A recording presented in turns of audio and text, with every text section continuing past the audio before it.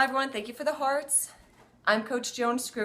I'm a triathlon and running coach at Rise Endurance, and today we're going to be talking about wetsuits.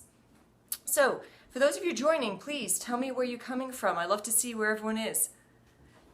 And you can swipe left to right on your iPhone to share, swipe up on the Android to share, and then don't forget to tap that screen to give hearts. Welcome, Born to Travel. So, as you come in, welcome Felipe, thank you. Thank you for the hearts. So tap that screen for hearts, swipe left to right or up to share. And today we're going to be talking about wetsuits. And choosing a wetsuit for your next triathlon, whether it's not your first one or if it is your first one, it's an investment. So, you want to take into thought quite a few things. So wetsuits obviously aren't as expensive as, let's say, a tri bike, but it's still an investment. And they range based on if you're looking at an entry level or more advanced. Obviously, the more expensive it is, then the more advanced it is. So let's see, I love running. Too bad I'm in pain right now. Oh, I'm sorry to hear that, Felipe. Oh, okay, well, hopefully you're able to do some swimming and biking now, and hope you feel better. So, like I was saying though, the more expensive the wetsuit, usually the more advanced it is. So in other words, the more, if you're a better swimmer or something like that. If you're new to triathlon, then you're welcome, Felipe. So if you're new to triathlon, then it's okay to go with the entry level. If you've been in the sport for a while, or if you're a strong swimmer, you may want to consider getting a higher level suit. So a lot of people, I get a lot of questions about whether the people should get a full wetsuit or sleeveless. And, that's the biggest question for everyone. But I just also wanted to cover a few of the basics too.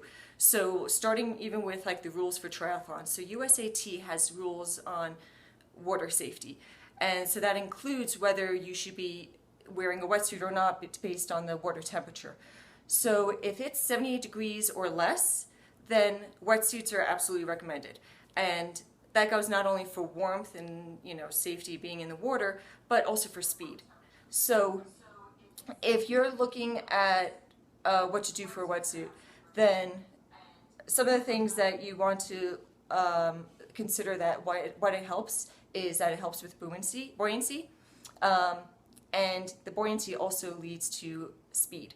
So no matter what, wearing a wetsuit, no matter what level of triathlete you are, it makes you faster in the water. And I believe it's about 10% is how much faster it will make you in an Olympic distance. So you can imagine in even a longer race, like a half Ironman or Ironman.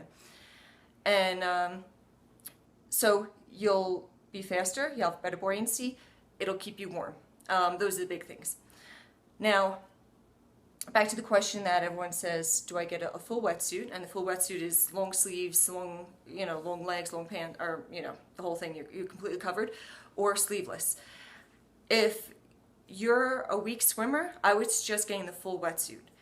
It'll give you more buoyancy just because there's more neoprene there to cover you. If you're a strong swimmer, someone coming from a swimming background, generally swimmers prefer sleeveless, and that's because they'll have better range of motion. They don't like that feeling of, just like constriction. Not that, if you get a better wetsuit, there won't be too much constriction there, but swimmers generally, they're used to swimming just in their bathing suits in the cold water, so they just, that's just what I find that they prefer. Now, another thing you need to consider also is not only your experience as a swimmer, but also where you'll be swimming. So are you going to be mostly in warmer water? Are you going to be mostly in colder water? And that depends on where you live or where you race, really. If you're racing all over the world, then you just have to consider where you're going to be racing. Some people do have two wetsuits. I would say the easiest thing to say is that if you're new to the sport, if you're a weak swimmer and you like to be warm, then you want to go with the full wetsuit. If you're coming from a strong swim background, that you've been swimming for years, you're a swimmer in the past, in school or something, and let's say you don't mind the cold water as much, then go with the sleeveless. But again, like I said, it all depends on what kind of temperatures you can handle. So to just touch back what I said before about USAT rules, if it's 78 degrees or colder in the water, then everyone no questions asked, you should wear your wetsuit. If it's between 79 and 84, then that's optional. And by optional, it means that you can wear your wetsuit, but you're not eligible for age group awards or any awards, really. So that's something that you have to consider. Would you rather have the buoyancy, the speed, and the confidence that the wetsuit gives you? Or do you want to go without the wetsuit in those temperatures and, maybe go for a podium win or age group win or something? Now, if it's anything above that temperature, then there's no questions asked, no wetsuit, just because that is definitely a safety issue. And if you're wearing a wetsuit in that warm of water, you're going to overheat. You really don't do that. So that's just the basics about what kind of wetsuit.